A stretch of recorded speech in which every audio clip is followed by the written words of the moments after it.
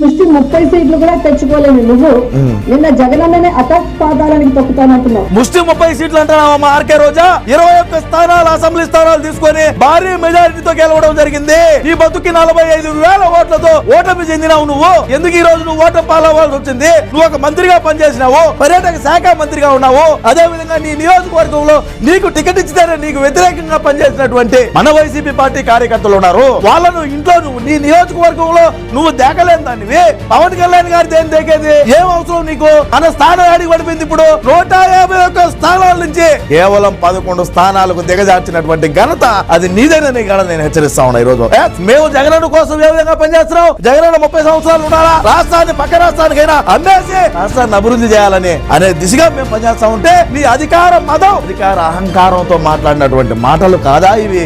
RK రోజా గారు రాష్ట్రంలో ఉండేటువంటి ప్రజానీకం ప్రతి ఒక్కరూ ఈ రోజు ఆలోచన చేస్తా ఉన్నారు.